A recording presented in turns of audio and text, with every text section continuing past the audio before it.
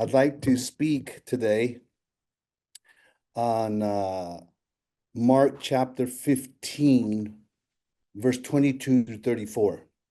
और आज मैं मरकुस 15 उसके 22 से 24 वचन से बात करना चाहूंगा।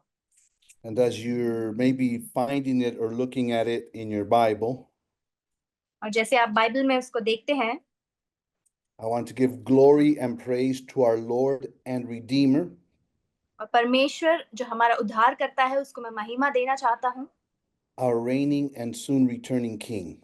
जो हमारे ऊपर राज करता है और जल्दी वापस आने वाला हमारा राजा। And also, I want to thank God for the life of Pastor Simon. और मैं परमेश्वर को पास्टर साइमन के जीवन के लिए मैं धन्यवाद करता हूँ।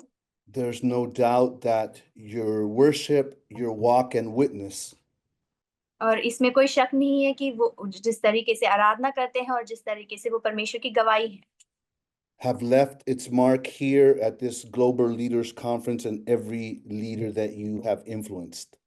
और उनकी गवाही ने हमारे साथ जो जुड़े हुए हर एक पासवान है उनके जीवन में प्रभावित कर रहा है।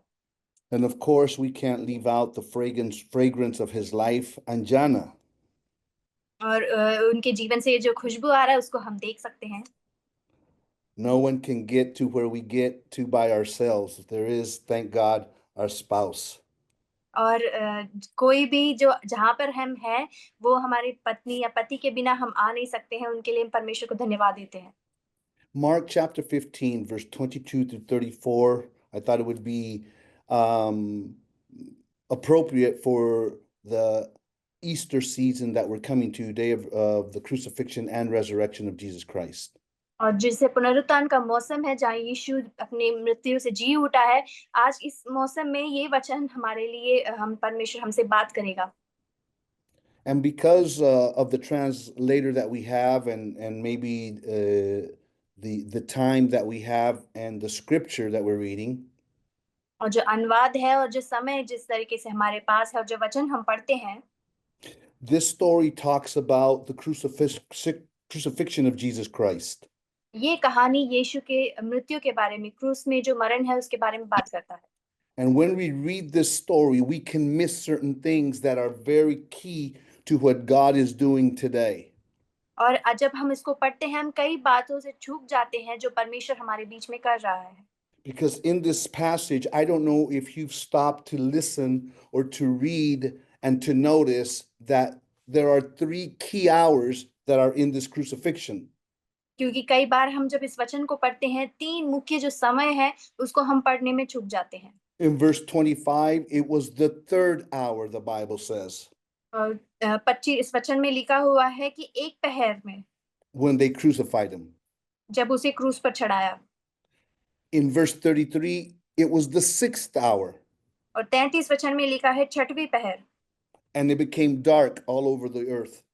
और पूरे पृथ्वी में अंधेरा हो गया था। And in the verse 34, it was the 9th hour. और जो 34 वचन है उसमें लिखा हुआ है 9वें पहर। And that's when Jesus cried out, Eloi, Eloi, lama sabachthani, which means, my God, why hast thou forsaken me? और ये वो समय है जब यीशु ने पुकारा, एलोई एलोई लमा सबक्तानी, जिसका मतलब है कि हे मेरे परमेश्वर, तूने मुझे क्यों छोड़ा। These 3 hours are not there in this scripture by coincidence. ये तीनों जो पहर लिखे हुए हैं वो यूं ही नहीं लिखे गए। There's a lesson in those 3 hours when Jesus was crucified on the cross. इन तीनों समयों के पीछे एक सीख है जब यीशु क्रूस पर चढ़ाया गया। Because the cross is the work of Jesus Christ and is the foundation of everything the church does. क्योंकि ये क्रूस यीशु का वो काम है और नींव है जिसमें कलीसिया खड़ा है। Not only are those 3 hours there in the crucifixion, ये जो तीनों पहर है वो केवल क्रूस के चढ़ाए जाने पर ही नहीं, but in the book of Acts, we find these same 3 key hours. लेकिन प्रेरितों के काम में भी इन तीनों पहरों को हम देख सकते हैं। 3 hours in which 3 great events occurred ये तीनों पहर जिसमें बड़े महान कार्य हुए, that empowered the church for revival and spiritual awakening. जिससे कलीसिया की बेदारी और सशक्तिकरण हुआ। I would call these 3 hours the 3 hours of the church or the 3 hours of revival. और ये तीनों पहर को मैं कलीसिया के 3 पहर या बेदारी के 3 पहर कहलाऊंगा। Mark 15:25 says that it was the third hour when they crucified him. मरकुस 15 उसके 25 में लिखा हुआ है कि वो तीसरा पहर था जब यीशु क्रूस पर चढ़ाया गया। But in Acts chapter 2, लेकिन प्रेरितों के दूसरा अध्याय में you know the story, verses 1 on down. आप कहानी को जानते हैं, जब पहला वचन से लेकर When the day of Pentecost came, they were all together in one place. जब पेंतिकोस का दिन हुआ, वो सब एक जगह इकट्ठा हुए। Suddenly, a sound like of a blowing violent wind came from heaven. वहाँ अचानक एक बड़ा तूफान का एक आवाज आया, And it says that it filled the whole house where they were sitting. और जहाँ वो बैठे हुए थे उस पूरे कमरे को भर दिया। They saw what seemed to be tongues of fire. और वहां पर उन्होंने अग्नि के जीभ को देखा। The Bible says that they were all filled with the Holy Spirit. और बाइबल में लिखा हुआ है कि वो सब पवित्र आत्मा से भर गए।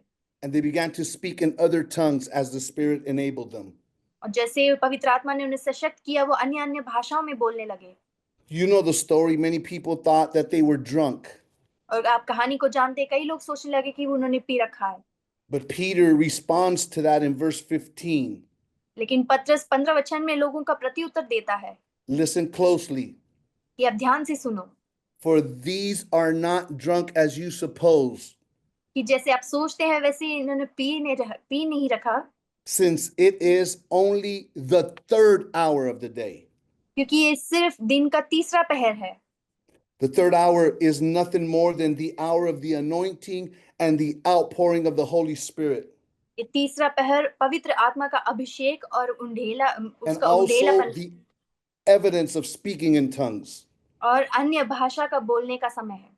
If we're going to see revival wherever we are ministering at, और जहां हम सेवकाई करते हैं, वहां अगर बेदारी को देखेंगे, it will come first by the outpouring of the Holy Spirit. वो पवित्र आत्मा के उंडेला जाने पर होगा। We must be anointed from this power from on high. और जो ऊपर से जो सामर्थ आता है, उससे हमें अभिषेक प्राप्त करना जरूरी है। This power that gives us courage to be witnesses and to preach the gospel. ये सामर्थ हमें हिम्मत देता है गवाही बनने के लिए और सुसमाचार बांटने के लिए। This anointing comes from heaven. ये अभिषेक स्वर्ग से आता है। It brings supernatural abilities. ये अलौकिक क्षमताओं को लाता है। It brings forth the gifts of the Spirit. वो पवित्र आत्मा के वरदानों को लाता है। It brings supernatural signs and wonders. ये अलौकिक चिन्ह और चमत्कारों को लाता है। But it also came with the speaking of other tongues. लेकिन उसके साथ साथ अन्य अन्य भाषाएं भी आए। We must not stop speaking the tongues that God has given us. जो परमेश्वर ने हमें अन्य भाषाएं दिया है, उससे हमें रुकना नहीं चाहिए। We cannot risk in going to the time where Nehemiah in chapter 13, जो नेहमाया 13 अध्याय में लिखा हुआ, उस समय में हम देखेंगे। verse 24 says, furthermore, half of their children spoke the language of Ashdod. और 24 वचन में लिखा हुआ है कि उनके आधे से ज्यादा बच्चे अजडाद की भाषा बोलने लगे। And could not speak the language of Judah. लेकिन यहूदी का भाषा बोल नहीं पाए। If we're not careful, अगर हम ध्यान नहीं रखेंगे, this Holy Ghost language is in danger of extinction. जो पवित्र आत्मा का भाषा है, वो हमसे गायब होने का खतरा है। And we as Pentecostals have an urgency and a responsibility और हम जो पेंतिकोस के लोग हैं, हमारे एक जिम्मेदारी है not to let this language die. कि हम इस अन्य भाषा को गायब होने ना दें। We must speak it at home. हम घर पे बोलना चाहिए। We must speak it in the car. हमें गाड़ी में जाते हुए बोलना We चाहिए। must speak it in the marketplace. Market में जाते हुए हमें बोलना We must चाहिए। speak it even in church. हमें कलीसिया में बात करनी चाहिए।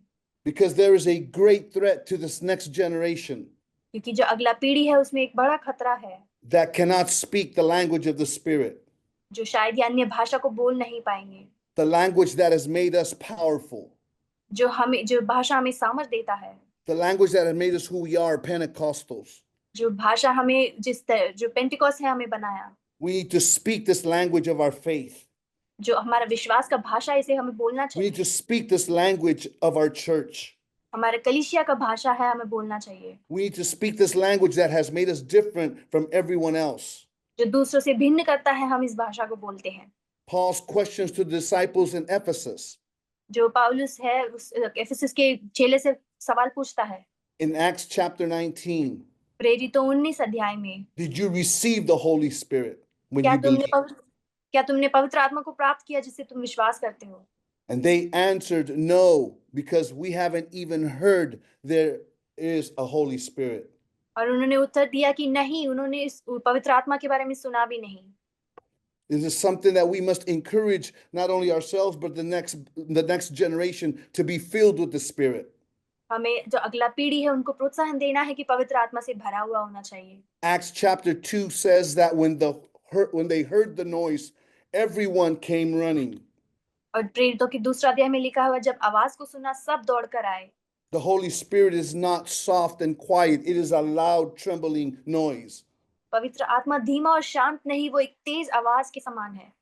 In South Carolina, the United States Marine Corps, और साउथ कैरोलिना यूनाइटेड स्टेट्स में there's a sign that says, एक चिन्ह है जो ऐसा कहता है, the noise you hear is the sound of freedom. जो आवाज आप सुनते हैं वो आजादी का आवाज है। There's another sign that says, pardon our noise, it is the sound of freedom. और ये एक और चिन्ह कहता है कि हमारे आवाज को माफ करो, ये आजादी का आवाज है। And I pray that soon we would have to be putting that in our churches. और मैं प्रार्थना करता हूँ कि यही निशान चिन्ह को हम अपनी That we कलीसियाओं में just would लगाने say, पाए, we want to let you know कि हम दूसरों से कहने पाए that the noise you hear inside is the sound of freedom. कि जो कलीसिया में आवाज सुनता है वो आजादी का आवाज है। Because wherever the Spirit of the Lord is, there is freedom. क्योंकि जहाँ पवित्र आत्मा है वहाँ आजादी है। So on that third hour at Calvary, और उस क्रूस में, उस तीसरे पहर में, every nail that pierced Jesus' body हर एक कील जो यीशु के शरीर को ठोका गया, was an opening in heaven for the Holy Ghost to be poured out on us. वो स्वर्ग के खुले जाने के लिए एक रास्ता था। If we're going to see revival and see our nations and countries saved, हमारे देश में बेदारी और उद्धार पाए हुए अगर हमें देखना है, we must be baptized in that third hour of the Holy Ghost. हमें उस पवित्र आत्मा से बपतिस्मा लिए हुए होना चाहिए। In the crucifixion of Jesus Christ, यीशु का क्रूस पर चढ़ाए जाने में the Bible says that at the 6th hour there was darkness. Bible कहती है कि छठवीं पहर में अंधेरा हो छा गया। But in Acts chapter 10, लेकिन प्रेरितों के 10वें अध्याय में verses 9 through 13, 9 से 13 वचन में it says, the next day as they went on their journey, और लिखा हुआ है कि जैसे वो अपनी यात्रा में चल पड़े and they drew near the city, और जैसे वो शहर के निकट the पहुंचे, Bible says that Peter went up to pray. और बाइबल में लिखा हुआ है पतरस प्रार्थना करने गया। And about the 6th hour, it says, और छठवें पहर में लिखा हुआ है, while they were making him food because he was hungry, और वो खाना बना रहे थे क्योंकि वो भूखा था, he fell into a trance and saw vision. और वो एक दर्शन देखने लगा। He saw the vision. It says that it was in the 6th hour. और वो उसमें लिखा हुआ है कि छठवीं पहर में वो एक दर्शन को देखा, And in that vision, he saw the heavens opened. और उस दर्शन में उसने देखा स्वर्ग खुल गया। In the vision, he also heard the voice of God. उस दर्शन में उसने परमेश्वर की आवाज को सुना। The 6th hour is the hour of vision. छठवें पहर जो है वो दर्शन का पहर है। The third hour is the hour of the anointing. तीसरा पहर अभिषेक का पहर है। And the church cannot move forward without vision. कलीसिया बिना दर्शन के आगे नहीं बढ़ सकता। Without vision, people perish. दर्शन के बिना लोग मिट जाते हैं। And Peter had that vision. पतरस के पास वो दर्शन था। Until that moment, और उस समय तक the church had not understood how far the gospel was to be reached and preached. कलीसिया नहीं समझ पाया कि किस तरीके से सुसमाचार सुनाया जाना चाहिए। It had only been preached among the Jews. वो केवल यहूदियों को ही सुसमाचार सुनाया। And due to the persecution, it reached the Samaritans. और सताव के कारण सामरियों तक सुसमाचार पहुंचा। They did not understand that the gospel was for every creature, लेकिन वो समझ नहीं पाया कि हर एक सृष्टि के लिए सुसमाचार है। every tongue, every people, हर एक जीव के लिए, हर एक लोगों के लिए, every tribe, and every nation. हर एक जाति और हर एक देश के लिए। And what Peter did not understand 3 years walking with Jesus, और जो पतरस 3 साल यीशु के साथ रहते हुए भी समझ नहीं पाया, he understood it in one moment when he had the vision from God. जब वो दर्शन को प्राप्त किया उस एक पल में वो समझ गया। Vision comes when you're hungry and you're thirsty for the things of God. दर्शन जब आता है जब आप भूखे और प्यासे हैं परमेश्वर के लिए। Vision will come when you have a passion for your people, for your city, for your nation. जब लोगों के लिए, आपके देश के लिए एक जुनून है, जब दर्शन आएगा। God will bring you a vision specifically for your people, your nation, and your ministry. परमेश्वर आपके लिए स्पष्ट रूप में आपके देश के लिए, लोगों के लिए एक दर्शन को लाएगा। And the Bible says that the heavens were opened. Bible कहती है कि स्वर्ग खुल गए। I pray that the heavens will open in this global leaders conference call today. और मैं प्रार्थना करता हूँ कि हमारे मीटिंग में परमेश्वर को वो स्वर्ग खुलने पाए। And that God will give you a vision, a fresh vision, और परमेश्वर आपको ताजा दर्शन देने पाए, to win the lost in your city and your community. जो आपके शहर में खोए हुए हैं उनको प्राप्त करने में। Now listen, according to this passage here, अब जब इस वचन को हम देखेंगे, when the heavens were opened, there was also the voice of God.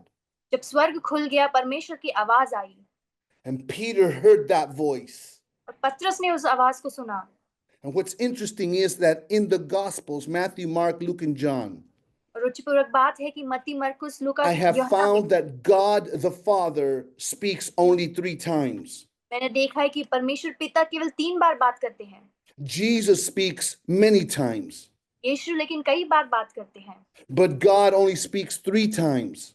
लेकिन परमेश्वर केवल 3 बार ही बात करते हैं। The first time that he speaks is in Luke chapter 3, verse 21 and 22. पहली बार जब उसने बात की है लूक 3 अध्याय 21 और 22 में, Jesus is being baptized. जब यीशु ने बपतिस्मा लिया। And the Bible says that as he was praying, the heavens were opened. Bible कहती है कि जब वो प्रार्थना करता था, स्वर्ग खुल गया And the Holy Spirit descended on him in a bodily form like a dove. और पवित्र आत्मा उसके ऊपर कबूतर के समान उतरा। Listen closely, and it says, and a voice came from heaven. ध्यान से सुनो, जो स्वर्ग से एक आवाज आई, You are my son, whom I love, and I am well pleased. तुम मेरे पुत्र हो जिससे मैं प्रसन्न रखता हूँ। Again, we're talking about the hour of vision. अभी हम दर्शन के उस समय के बारे में बात कर रहे हैं। That vision comes when a man and woman is hungry for God.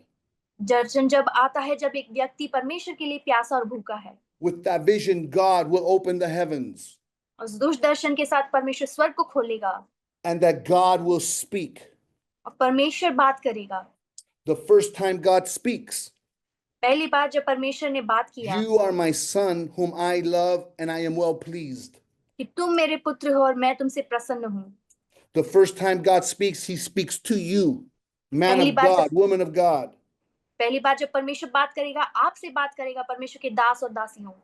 The second time God speaks दूसरी बार जब परमेश्वर बात करा is in Matthew 17:5, वो मत्ती 17 उसका 5 में, where it says that Peter, James, and John had gone up to Mount Transfiguration. जहाँ लिखा है पतरस, यूहन्ना और याकूब रूपांतरण के पर्वत में गए। A cloud covered them. वहां उन्हें बादल छा गया And out of that cloud, a voice came out. और उस बादल से एक आवाज आई Listen closely, saying, "This is my beloved son, और वहां कहता है कि ये मेरा प्रिय पुत्र है in whom I am well pleased. जिससे मैं प्रसन्न हूँ। Hear him." और यहाँ पर वो The first time God speaks, he speaks to you. पहली बार जब परमेश्वर बात करता है, वो आपसे बात करता है। And if you're in God's will and obedient to God, और अगर परमेश्वर की इच्छा में और उसके आज्ञाकारी रहे, the second time God speaks, दूसरी बार जो परमेश्वर बात करता है, he speaks to others about you, confirming the same thing he told you. और दूसरों से वो आपके बारे में बात करता है, जो आपसे बात किया उसको निश्चित करते हुए। The first time he spoke, "You are my son in whom I am well pleased." पहली बार उसने आपसे बात किया कि तुम मेरे प्रिय पुत्र हो जिससे मैं प्रसन्न हूँ। The second time he speaks to others about his son, and he says, "This is my beloved son in whom I am well pleased. Hear him." और दूसरी बार जब वो बात करता है, वो दूसरों से बोलता है कि ये मेरा प्रिय पुत्र है और मैं इससे प्रसन्न हूँ। And I don't know who I'm talking to right now, और मैं जानता नहीं हूँ कि शायद किससे मैं बात कर रहा हूँ, but because you've made the time to be on this call today, लेकिन आज आपने इसलिए कि यहाँ पर रहने के लिए समय निकाला। well, God is speaking to you. परमेश्वर आपसे बात कर रहा है। God is speaking to others about you. परमेश्वर दूसरों से आपके बारे में बात करता है। God is speaking to your board about you. परमेश्वर आपके लोगों से आपके बारे में बात करता है। God is speaking to your leaders about you. परमेश्वर आपके अगुओं से आपके बारे में बात करता है। God is speaking to your family about you. परमेश्वर आपके परिवार से आपके बारे में बात करता है। He is telling them, this is my son, this is my daughter whom I love, and I'm well pleased. You better hear them. और वो उनसे कहता है कि ये मेरा बेटा है, बेटी है जिससे मैं प्रसन्न हूँ और तुम उससे सुनो। That's a good moment to be excited to say amen and hallelujah. ये उत्साहित का एक समय है जिसे हम हालेलुया कह सकते हैं, Because God is talking for you. क्योंकि परमेश्वर आपके लिए बात करता है। He's talking to others about you. वो दूसरों से आपके लिए बात करता है। Go ask for that property again. उससे जाके वापस उसको लो, Go ask to do that project again. जाके उस काम को तुम करो, Because God is already speaking to them about your project and about the finances you need. क्योंकि परमेश्वर जो आप काम के लिए प्रार्थना करते हैं उसके लिए वो पहले ही उनसे बात कर चुका है। Go again and ask the businessman to give to the project that you have.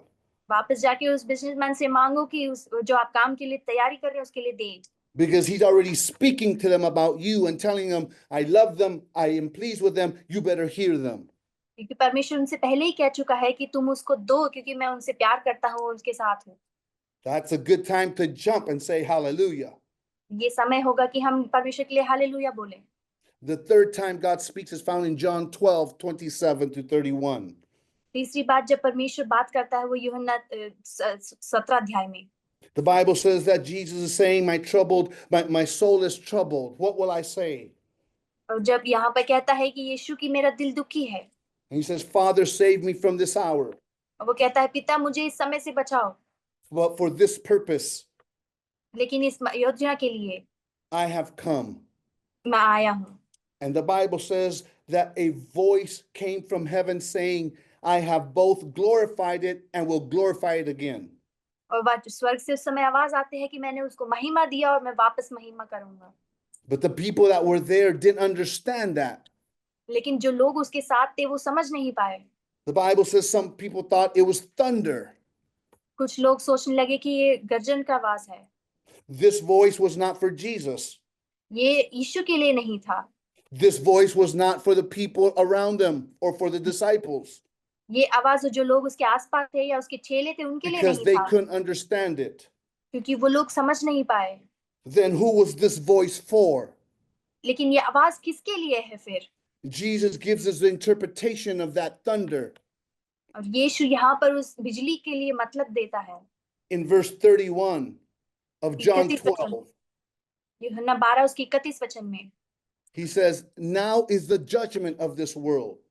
और ये कहता है कि अभी इस पृथ्वी का न्याय का Now समय, the ruler of this world is cast out. इस पृथ्वी का जो राज करने वाला है उसको निकाल दिया जाएगा। Who was that voice for? और ये आवाज किसके लिए है? It wasn't for Jesus. वो यीशु के लिए नहीं था, It wasn't for the disciples. उन चेलों के लिए नहीं It था। was for the ruler of this world that would be cast out. जो इस पृथ्वी का राज करने वाला है जिसको निकाला And जाएगा that उसके लिए ruler था। of the world is Satan. और जो पृथ्वी का राज करने वाला वो शैतान। And Jesus was saying, Satan, your time has come. और यीशु ने कहा शैतान तेरा समय आ गया It's है, over. खत्म हो गया। The first time God speaks, he'll speak to you. पहली बार जब बात करता है वो आपसे बात करता है। The second time God speaks when there's vision, he'll speak to others about you. दूसरी बार परमेश्वर आपके दर्शन के बारे में दूसरों से बात And करता the है। third time God speaks, he speaks to the devil himself about you and he says, let him go. और तीसरी बार जब बात करता है वो शैतान से बात करता है कि उसको छोड़ दो, Leave that city. उस शहर को छोड़ दो, Leave that town. उस शहर को छोड़ दो, Your time is up. It's over. तेरा समय खत्म हो चुका है। I'm believing that when this conference call is over, और मैं विश्वास करता हूँ कि जब मीटिंग खत्म हो जाएगी, as you engage in your calling the rest of this week, जैसे आप अपनी बुलाहट की ओर आगे बढ़ते हैं, you'll begin to see that God has already spoken to you and has spoken to others about you and has spoken to the devil himself. आप ये देख पाएंगे परमेश्वर आपसे बात किया, आपके लिए अपने लोगों से बात किया और शैतान से बात किया। I pray that the oppression that's been over your city is gone. और जो आपके देश के ऊपर जो सताव है वो खत्म हो गया। I pray that witches and witchcraft and warlocks are leaving your community and leaving your town. और मैं प्रार्थना करता हूँ कि जो जादू टोना करने वाले लोग हैं वो आपके शहर को छोड़ेंगे। Get ready because the next time you go out, आप तैयार हो जाओ क्योंकि जब अगली बार आप the बाहर जाएंगे, glory of God is going to be upon your life. परमेश्वर की महिमा आपके जीवन के ऊपर रहेगी। Let me close with the 9th hour. मैं आपके अभी 9वें पहर के साथ खत्म करूंगा। The Bible says in the crucifixion that at the 9th hour, Jesus cried out in a loud voice. Bible में कहता है कि जो 9वें पहर है उसमें परमेश्वर यीशु ने चिल्लाकर अपनी सांस छोड़ी। But in Acts, the Bible says in Acts 3:1, लेकिन प्रेरितों के 3रा अध्याय पहले वचन में लिखा है, it says that now Peter and John went up together to the temple और यहाँ पे लिखा हुआ पतरस और यूहन्ना मंदिर की ओर गए at the hour of prayer, और वो प्रार्थना के समय में, the 9th hour. वो 9वें पहर, While Jesus was dying on the 9th hour, यीशु उस 9वें पहर में वो मर रहा था। he was preparing the church in Acts chapter 3 वो कलीसिया को तैयार कर रहा था प्रेरित के 3रा अध्याय में, to do miracle signs and wonders. कि वो चिन्ह और चमत्कार और अद्भुत कामों को कर नहीं पाए।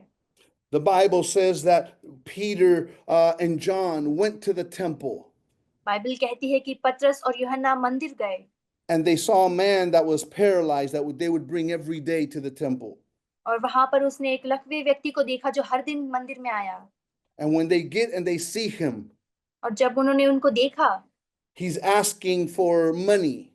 उसको पैसे भीख मांगते हुए, But Peter and John look at him and they tell him और पतरस और यूहन्ना उसको देखते हैं और कहते हैं that they have no money. कि उनके पास कोई पैसा नहीं है। And Peter says, such as I have, I give you. लेकिन पतरस कहता है कि जो मेरे In the पास name हो, of मैं Jesus देता हूं। Christ of Nazareth, rise up and walk. यीशु के नाम से उठ और चल फिर। The 9th hour is the hour of miracles, signs, and wonders. जो 9वें पहर है वो चिन्ह और चमत्कार और अद्भुत काम का समय है। It's the hour of the supernatural. ये उस अलौकिक का समय है। The crippled man at the gate called Beautiful जो लकवा व्यक्ति था जो उस दरवाजे पे बैठा था, was healed supernaturally. वो अलौकिक तरीके से चंगाई प्राप्त किया। Peter's shadow healed people supernaturally. पतरस की छाया के द्वारा लोग चंगाई प्राप्त किए। Dorcas' resurrection from the dead was supernatural. अलौकिक रीति से जो मर गए थे वो उन्होंने जी उठे। Peter's deliverance from prison was supernatural. पतरस जो बंदीगृह से छुड़ाया गया वो अलौकिक तरीके का था। Even Herod's death eaten by maggots was supernatural. जो हेरोदेस का मृत्यु जो कीड़े पड़ के हुआ वो भी अलौकिक रीति का था।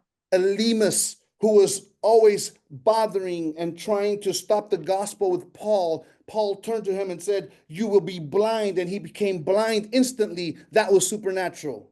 और जब पौलुस सुसमाचार सुना रहा था, जो एलिमस उसको बार-बार परेशान कर रहा था और रोक रहा था सुसमाचार सुनाने से, उसका अंधा होना भी एक अलौकिक काम था। Paul and Silas's deliverance from the prison was supernatural.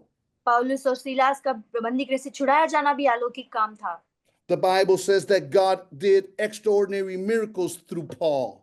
परमेश्वर के वचन में लिखा हुआ है कि पौलुस के द्वारा असाधारण कामों को किया।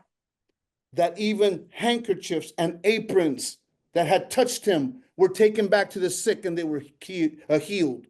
कि जो पौलुस के आंचल थे और उसके रुमाल थे उसको लेकर जाते हुए लोग चंगाई प्राप्त किए। And the resurrection of Eutychus, who fell 3 stories from the building, Paul goes down, prays for him, and he's resurrected to life supernaturally.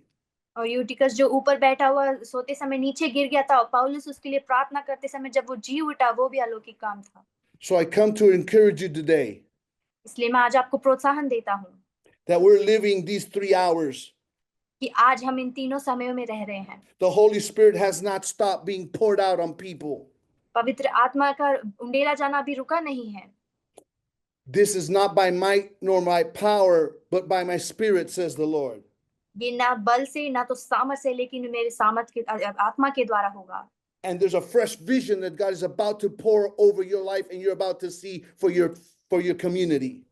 और एक नया ताजा दर्शन आपके ऊपर उंडेला जाएगा और आपकी समुदाय में, आपकी कलीसिया में उंडेला जाएगा। And be ready to listen to the voice of God because the heavens are going to open. You will hear the voice of God.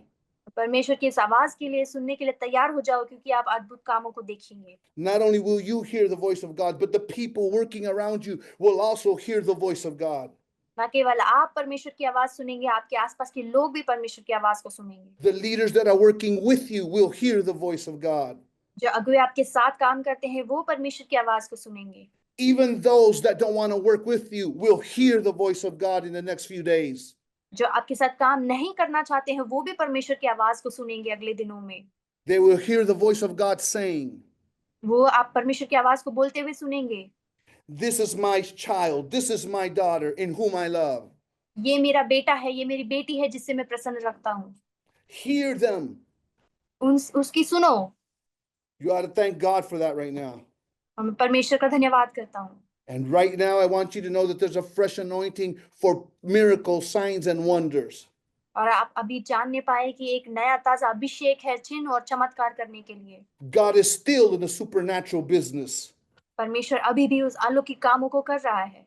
God still can heal cancer, lupus, and diabetes. परमेश्वर अभी भी cancer जैसे बड़ी बीमारियों को चंगाई कर सकता है। God can still give sight to the blind and heal the leprous. परमेश्वर अभी भी अंधों को आंखें दे सकता है और जो घोड़ी है उन्हें चंगाई दे सकता है। You just need to ask God, let me believe again that you can do this. केवल आप अभी मांगे परमेश्वर से कि प्रभु वापस मैं इसे करने पाऊं। Father, I thank you for this time I had पिता, मैं इस समय के लिए धन्यवाद करता हूँ with these great men and women of God जो परमेश्वर के महान लोग जुड़े हुए हैं, that you've called for this time and for this moment. कि आपने इन समय के लिए, इन पहरों के लिए बुलाया है। You say, I call the generations from the beginning to the end. आप कहते हैं कि शुरुआत से अंत तक की पीढ़ियों को आप बुलाते हैं, And you've reserved us for this time, such a time as this. और जो ये समय है, ऐसे समय के लिए आपने हमें चुना है। And so today I bless them, Father, right now. और इसीलिए इस समय मैं आशीष करता हूँ, A fresh anointing over their life, एक नया ताजा अभिषेक को इनके जीवन के ऊपर बोलता a हूँ, fresh vision for this time and hour. एक ताजा दर्शन इस समय में मांगता हूँ। Speak to them, speak to others about them, and speak to Satan and all of hell. आप इनसे बात करो, इनके आसपास के लोगों से और शैतान से इनके बारे में बात करो। And anoint their hands to lay hands on the sick.